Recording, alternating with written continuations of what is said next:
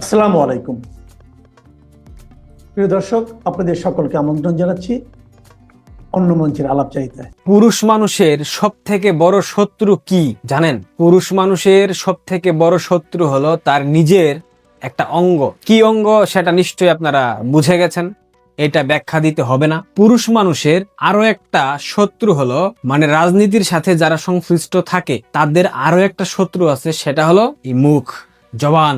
যারা জবান নিয়ন্ত্রণ করতে পারে না, যারা মুখ নিয়ন্ত্রণ করতে পারে না, তারা কোনোদিনও কখনোই কোনোভাবেই রাজনৈতিক ভাবে সফল হতে পারে না। এই কথাটা আমার একটা বড় ভাই সবসময় আমাকে বলতো যে পুরুষ মানুষের একটা শত্রু তার একটা অঙ্গ, আর পলিটিক্যাল পার্সন যারা পুরুষ তাদের দুটো শত্রু, একটা অঙ্গ আর একটা মুখ।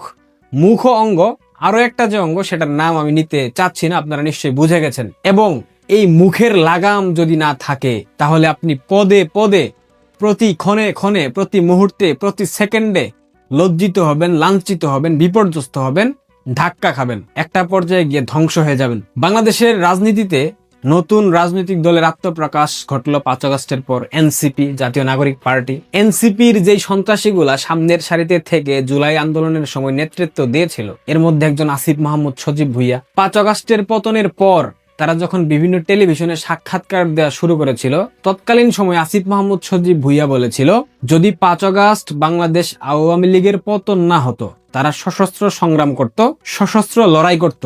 আমাদের তো এমনকি সশস্ত্র অভ্যুত্থানের প্রস্তুতিও ছিল। 5 তারিখ যদি আমরা সফল না হতাম, হয়তো আমরা অস্ত্র তুলে নেওয়ার ঘোষণা দিতাম। সশস্ত্র মানে কি? অস্ত্র সমেত, সুসজ্জিত ভাবে অস্ত্র নিয়ে, তাই তো? এখন আসিফ মাহমুদ সজীব ভুইয়া একজন বিশ্ববিদ্যালয় শিক্ষার্থী, একজন সিভিলিয়ান, তার কাছে নিশ্চয়ই অস্ত্র থাকবার কথা নয় 5 আগস্টের আগে। তার মানে আপনাদেরকে বুঝে নিতে হবে, 5 আগস্টের আগে পাকিস্তান থেকে, তুর্কি থেকে, চীন থেকে অসংখ্য অস্ত্র বাংলাদেশে এসেছিল। এটা আমার কথা না, গোয়েন্দা সংস্থার কথা। এবং সেই অস্ত্র দিয়ে তারা 5 আগস্ট জঙ্গি হামলার কথা বলেছিল, সশস্ত্র হামলা, যদি সরকার পতন না ঘটতো। এবার আসেন, আমরা গত 2 বছর যাবত বলছি যে বাংলাদেশে যে জঙ্গি উত্থান হয়েছে এটা কোনো অভ্যুত্থান ছিল না, এখানে কালার রেভলিউশনের একটা ব্যাপার ছিল। কিন্তু জঙ্গিরা প্রত্যক্ষভাবে হামলায় অংশ নিয়েছে। ঢাকা শহরের আন্ডারওয়ার্ল্ডের যারা মাফিয়া ছিল তারা অংশ নিয়েছে, ছাত্রদল, যুবদলের সন্ত্রাসী গুন্ডারা অংশ নিয়েছে, যারা বিভিন্ন সময় দেশের বাইরে অবস্থান করেছে তারা সেই সময় বাংলাদেশে ঢুকেছে। বিশেষ করে পশ্চিমবঙ্গ থেকে মমতা ব্যানার্জির সরকার, বিএনপি, জামাত, শিবির, হেফাজত, হিজবুত তাহরিদের অসংখ্য সন্ত্রাসী প্রশিক্ষিত জঙ্গিকে পশ্চিমবঙ্গে থাকার জন্য বন্দোবস্ত করে দিয়েছিল। জুলাই আগস্টের সময় পশ্চিমবঙ্গের যে অংশে কাঁটাতারের বেড়া নেই, সেই অংশ দিয়ে অনুপ্রবেশের মাধ্যমে বাংলাদেশে এই জঙ্গিদেরকে প্রবেশ করানো হয়েছে। এই জঙ্গিরা প্রশিক্ষিত হয়ে এসে বাংলাদেশে স্নাইপার দিয়ে ভেলকনিতে ছোট বাচ্চাকে গুলি করে হত্যা করেছে। বলা হয় র্যাব উপর থেকে গুলি করেছে, ককটেল নিক্ষেপ করেছে, এগুলো সব মিথ্যা কথা। প্রত্যেকটা কাজ করা হয়েছে 7.62 ব্যবহার করে, যেটা তৎকালীন স্বরাষ্ট্র উপদেষ্টা সে বলেছিল, যার কারণে তাকে 2 দিন পর তার জায়গা ছেড়ে দিতে হয়েছিল। এখন আপনাদের প্রশ্ন জাগতে পারে, হঠাৎ করে এতদিন পর আমি কেন কথা বলতেছি? দেখেন, জুলাই আগস্টের সেই জঙ্গি উত্থানের সময় যতগুলা শিশু হত্যাকাণ্ডের শিকার হয়েছে, যতগুলা শ্রমজীবী নারী হত্যাকাণ্ডের শিকার হয়েছে, যতগুলা পুরুষ শ্রমজীবী হত্যাকাণ্ডের শিকার হয়েছে, শিক্ষার্থী হত্যাকাণ্ডের শিকার হয়েছে, প্রত্যেকটা শ্রেণী পেশার মানুষ হত্যাকাণ্ডের শিকার হয়েছে, টুকাই থেকে শুরু করে কিশোর গ্যাংয়ের যারা যারা হত্যাকাণ্ডের শিকার হয়েছে, ছাত্রলীগের নেতাকর্মী যারা হত্যাকাণ্ডের শিকার হয়েছে, প্রত্যেকটা হত্যাকাণ্ডের সাথে সম্পৃক্ত ছিল এই জুলাই সন্ত্রাসীরা। আর এদের নেতৃত্ব দিয়েছে আসিফ মাহমুদ সজীব ভুইয়া, নাহিদ ইসলাম, হাসনাত আব্দুল্লাহ, সার্জিস আলমের মতো জঙ্গিরা। নিশ্চিত হয়ে কেন বলছি? এত কনফিডেন্স আমার কোত্থেকে আসলো?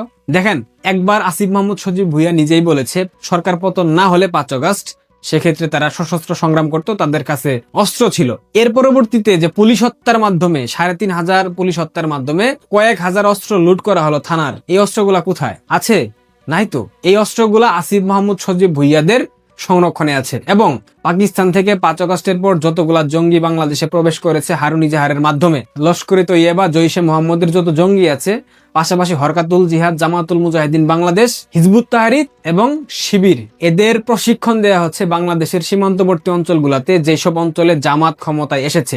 বাংলাদেশ এবং ভারতের যে 4,500 কিলোমিটার সীমান্ত, বাংলাদেশের অংশে যেই সব জেলা আছে সংসদীয় আসন আছে এগুলাতে কিন্তু জামাত ক্ষমতায় আসছে, এবং এই আসনগুলোতে প্রত্যেকটা জায়গায় জঙ্গিদেরকে প্রশিক্ষণ দেওয়া হচ্ছে, এবং এই জঙ্গিদের সাহসেই আসিফ মাহমুদ সজীব ভুইয়ার মতো এই তথাকথিত জঙ্গিরা এখন বলার সাহস পাচ্ছে ভায়োলেন্স।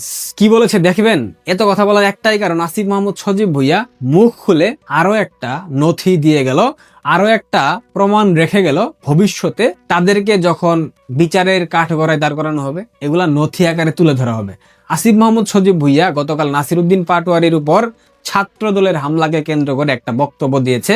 সেই বক্তব্যের একটা অংশে সে বলেছে, ভায়োলেন্স চাইলে আমাদের থেকে বেশি কেউ পারবে না। জুলাই আগস্টে আপনারা ভায়োলেন্স দেখেন নাই? তার মানে জুলাই আগস্টে যত ভায়োলেন্স হয়েছে, মেট্রো রেল, পদ্মা সেতু, বিটিভি ভবন, সেতু ভবন, এলিভেটেড এক্সপ্রেসওয়ে, অর্থাৎ যতগুলো রাষ্ট্রীয় স্থাপনায় আগুন দেওয়া হয়েছে, ভায়োলেন্স হয়েছে, প্রত্যেকটার নেতৃত্বে ছিল এরা, এবং এদের গংরাই মূলত বাংলাদেশে ভায়োলেন্স করেছে। এরাই স্নাইপার দিয়ে মানুষকে হত্যা করেছে, এরাই থানায় আগুন জ্বালিয়ে দিয়েছে, থানায় হত্যা করেছে, এরাই সেই মহিলা কনস্টেবল যিনি গর্ভবতী ছিলেন তাকে হত্যা করেছে। এর থেকে বড় কোনো প্রমাণ আর প্রয়োজন আছে? নাই, আশা করি নাই। সে কারণেই বললাম, পুরুষ মানুষের শত্রু একটা, সেটার নাম হলো বলেই দিলাম নাম। আর পলিটিক্যাল পুরুষ, যারা রাজনৈতিক ব্যক্তি, রাজনৈতিক পুরুষ, তাদের শত্রু হলো দুটা, একটা মুখ আর একটা।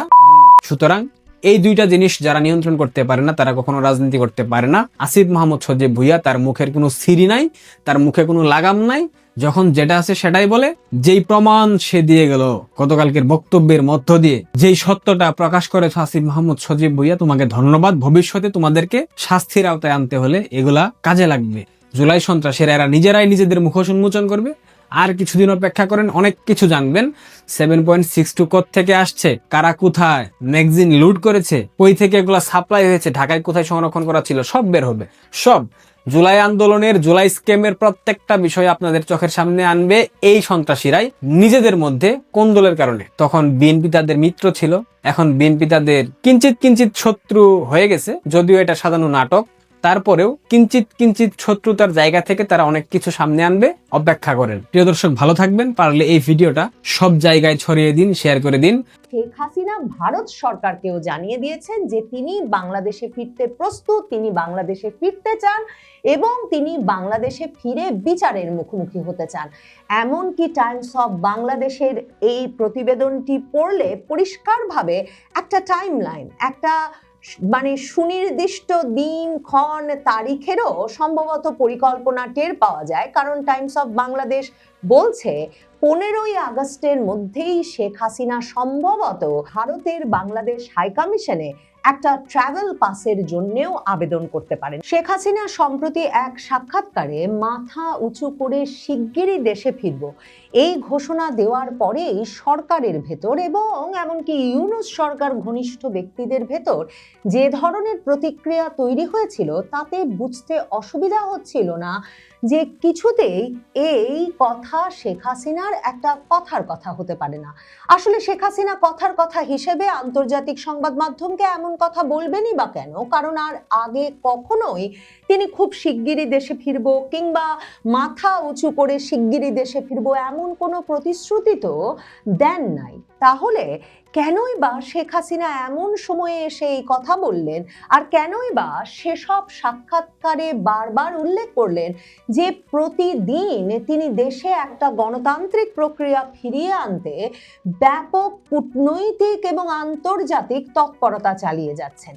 শুক্রবার দিন দলীয় ফোরামে জ্যেষ্ঠ নেতাদের সঙ্গে এক সভায় আওয়ামী লীগ সভানেত্রী শেখ হাসিনা আনুষ্ঠানিকভাবে তাঁর নেতা কর্মীদের জানিয়ে দিয়েছেন যে বিচারের মুখোমুখি হতে শিগগিরই ঢাকায় ফিরছেন শেখ হাসিনা।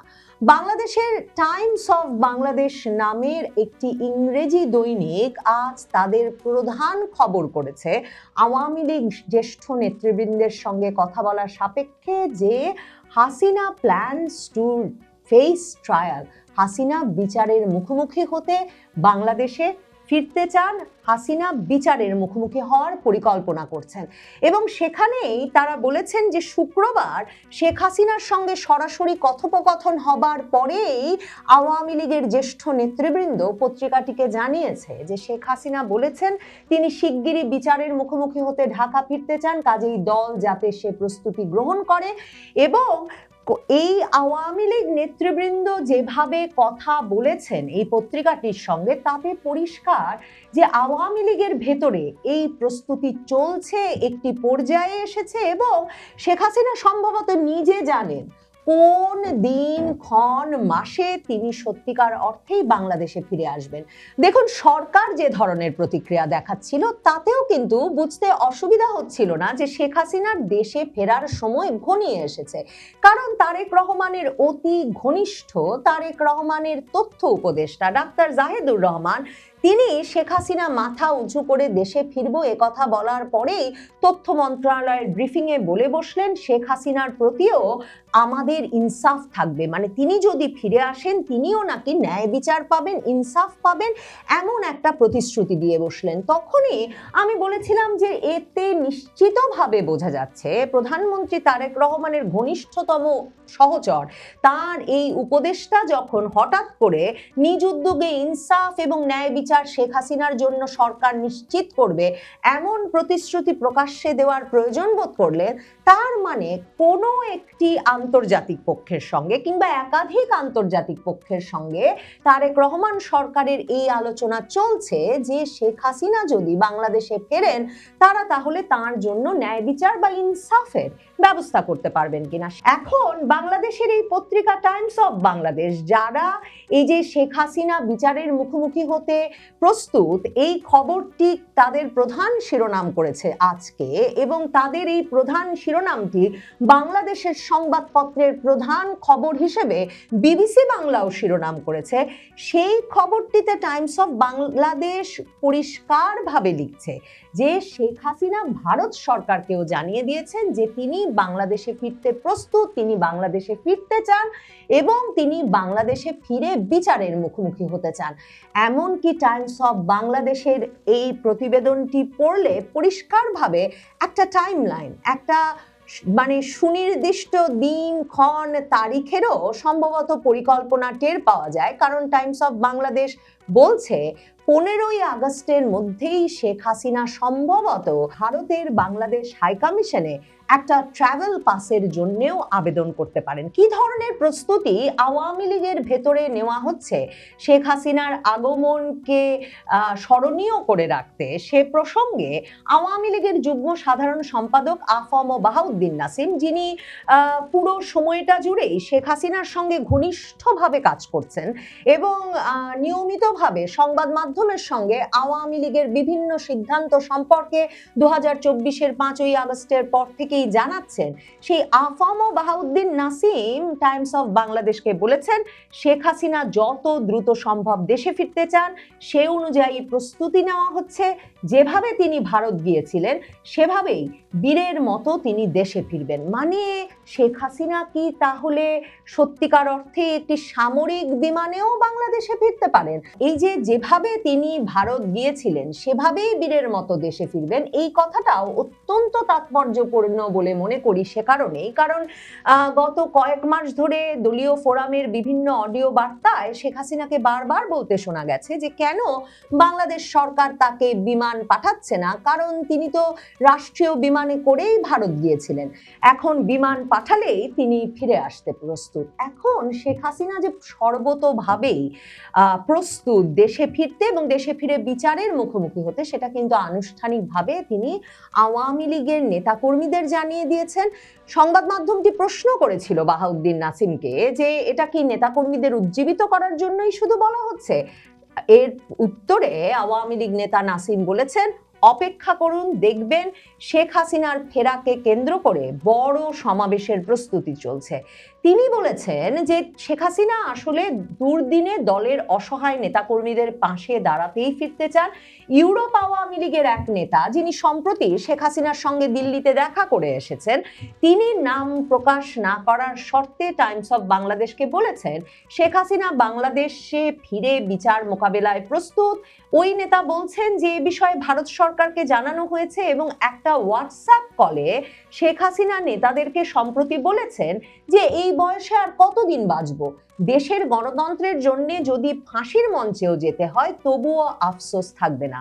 দলীয় সূত্রগুলো বলছে যে ভারত থেকে শেখ হাসিনা নিয়মিত শুধুমাত্র নেতাকর্মীদের সঙ্গে যোগাযোগ রাখছেন তাই নয়, ভারত সরকার কঠোর নিরাপত্তা দিচ্ছে তাকে বটে, কিন্তু গত বহু মাস হয়ে গেছে যখন শেখ হাসিনা দিল্লিতে তার সেই সুরক্ষিত বাসভবনে কিন্তু দলীয় নেতাকর্মীদের সঙ্গে সাক্ষাতের সুযোগ পাচ্ছেন এবং ইউরোপ, আমেরিকা সহ পৃথিবীর বিভিন্ন দেশ থেকে আওয়ামী লীগের নির্বাসিত নেতা কর্মীরা গিয়ে শেখ হাসিনার সঙ্গে এর মধ্যে সাক্ষাৎ করেছেন এবং দলটিও ক্রমাগতভাবে আরো সুসংগঠিত হয়ে উঠেছে। শেখ হাসিনার যে দেশে ফিরবেন সেই প্রস্তুতির অংশ হিসেবে টাইমস অফ বাংলাদেশ বলছে যে তৃণমূলের সংগঠন পুনর্গঠনের কাজ শুরু হয়েছে এবং এই পুনর্গঠনের দায়িত্ব পেয়েছেন আওয়ামী লীগের প্রেসিডিয়াম সদস্য জাহাঙ্গীর কবির নানক। মনে রাখতে হবে শেখ হাসিনার এই যে মাথা উঁচু করে দেশে ফিরবো এই কথায় শুধু যে তারেক রহমানের ঘনিষ্ঠ সহচর উপদেষ্টা ডাক্তার জাহেদুর রহমান প্রতিক্রিয়া জানিয়েছেন সেটাই নয়, দেখেন এরই মধ্যে তারেক রহমানের আরেকজন অত্যন্ত ঘনিষ্ঠ ব্যক্তি এবং মন্ত্রিসভার সবচেয়ে প্রভাবশালী সদস্য স্বরাষ্ট্রমন্ত্রী সালাউদ্দিন আহমেদ, তিনিও কিন্তু শেখ হাসিনার এই মন্তব্যের একটা প্রতিক্রিয়া জানিয়েছেন। সরকার বুঝতে পারছে যে শেখ হাসিনার দেশে ফেরা ঠেকানো একদিকে যেমন তাদের জন্য মুশকিল, কারণ শেখ হাসিনা ওইদিকে ভারত সরকারের ওপরও চাপ সৃষ্টি করছেন যে তিনি দেশে ফিরতে চান, এবং অন্যদিকে শেখ হাসিনাকে দেশে ফিরিয়ে একটা নিরাপত্তা নিশ্চিত করা, মানে তার জন্য ন্যায় বিচার নিশ্চিত করা, তাকে প্রকৃত অর্থেই আদালতের মুখোমুখি করে একটা সারা পৃথিবীর দৃষ্টি থাকবে এমন একটা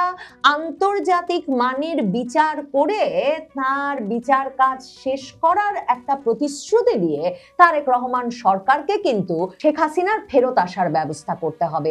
এসব আলাপ যে খুবই শক্তিশালী বিভিন্ন আন্তর্জাতিক পক্ষের সঙ্গে চলছে, ভারতের সঙ্গে চলছে, আমেরিকার সঙ্গে চলছে তারেক রহমান সরকারের, তার প্রমাণ হচ্ছে স্বরাষ্ট্রমন্ত্রী সালাউদ্দিন আহমেদ শেখ হাসিনা মাথা উঁচু করে দেশে ফেরার কথা বলার পরে এই সংবাদ মাধ্যমকে স্বরাষ্ট্র মন্ত্রণালয় থেকে দেওয়া বিবৃতিতে বলা হয়েছে যে তারা শেখ হাসিনাকে আইনি প্রক্রিয়ার মাধ্যমেই দেশে ফেরত আনতে চান এবং সেই স্বরাষ্ট্র মন্ত্রণালয়ের বিবৃতিতে বলা হয়েছে আমরা তো তাকে আইনি প্রক্রিয়ার মাধ্যমেই দেশে ফেরত চাই, পররাষ্ট্র মন্ত্রণালয়ের মাধ্যমে এবং বিদ্যমান এক্সট্রাডিশন চুক্তি অনুযায়ী তাকে ফিরিয়ে দেওয়ার জন্য আনুষ্ঠানিক অনুরোধ করা হয়েছে যেন তিনি বাংলাদেশে মামলার মুখোমুখি হন। মানে ওই যে মৃত্যুদণ্ডটা দিয়ে ফেলা হয়েছে তাজুলের আদালতে, আন্তর্জাতিক অপরাধ ট্রাইব্যুনালে, সরকারকে প্রতিশ্রুতি দিতে হচ্ছে যে শেখ হাসিনার অনুপস্থিতিতে ওই বিচার কাজ সম্পন্ন করে যে মৃত্যুদণ্ড দিয়ে দেওয়া হয়েছে, যার মানে সমালোচনা করে, যার তীব্র সমালোচনা করে human rights watch, amnesty international সহ আন্তর্জাতিক সংস্থাগুলো বিবৃতি দিয়ে রেখেছে, আইনি প্রক্রিয়াটা ওই জায়গায় রাখাটাই যথেষ্ট নয়, এই পুরো বিচার প্রক্রিয়াটা শেখ হাসিনার উপস্থিতিতে আবারও সম্পন্ন করার একটা চাপ আছে সরকারের ওপরে। এমনকি জাহেদুর রহমান যে মন্তব্য করেছিলেন সেখানেও কিন্তু এটা খুব পরিষ্কার হয়েছে, কারণ তিনি বলেছেন ওনার বিচার হয়েছে, ওনাকে আবার ডিফেন্ড করতে দেওয়া হবে, তাতে তার মৃত্যুদণ্ডাদেশ থেকে তিনি যদি মুক্তি পান তা আমরা মানব, ওটাই নাকি ইনসাফ। তার মানে শেখ হাসিনাকে দেশে ফিরে বিচারের মুখোমুখি আবার তাকে মামলায় ডিফেন্ড করার সুযোগ দেওয়া হবে, একটা ন্যায় বিচার করা হবে, এই পুরো প্রতিশ্রুতিটা দেওয়ার চাপ বাড়ছে সরকারের ওপর, কারণ শেখ হাসিনা উল্টো আন্তর্জাতিক চাপ তৈরি করার একটা অবস্থানে এখন পৌঁছেছেন যেখানে তিনি বাংলাদেশে ফিরতে প্রস্তুত এবং তিনি আদালতের মুখোমুখি হতে বাংলাদেশে ফিরতে চান, সেটা সকল গুরুত্বপূর্ণ আন্তর্জাতিক পক্ষকে জানিয়ে দেওয়া হয়েছে এবং আন্তর্জাতিক পক্ষগুলো তারেক রহমান সরকারের ওপর এ বিষয়ে চাপ তৈরি করছে। টাইমস অফ বাংলাদেশ এই প্রতিবেদনে আরো লিখছে যে দলীয় নেতারা মনে করছেন যে এক নিরাপত্তার কারণে শেখ হাসিনা ভারত গিয়েছিলেন, এখন নির্বাচিত সরকার যদি থাকে তাহলে দেশে ফিরে আইনি লড়াই করার মতো নিরাপত্তা তাঁর পাওয়া উচিত। দলীয় নেতারা, আওয়ামী লীগের নেতারা আরো বলেছেন টাইমস অফ বাংলাদেশকে, বর্তমান সরকারের প্রতি মানুষের অসন্তোষকে কাজে লাগিয়েই আওয়ামী লীগ আবার রাজনৈতিকভাবে সক্রিয় হতে পারে। পত্রিকাটি মনে করাচ্ছে যে দেশে ফিরলে শেখ হাসিনাকে আন্তর্জাতিক অপরাধ ট্রাইব্যুনাল, দুর্নীতি দমন কমিশন সহ বিভিন্ন জায়গায় দায়ের হওয়া মামলা মোকাবেলা করতে হবে। তার বিরুদ্ধে গণহত্যা, মানবতা বিরোধী অপরাধ, গুম, দমন, পীড়ন, দুর্নীতি, ক্ষমতার অপব্যবহার এবং পূর্বাচল প্লট কেলেঙ্কারির অভিযোগ রয়েছে।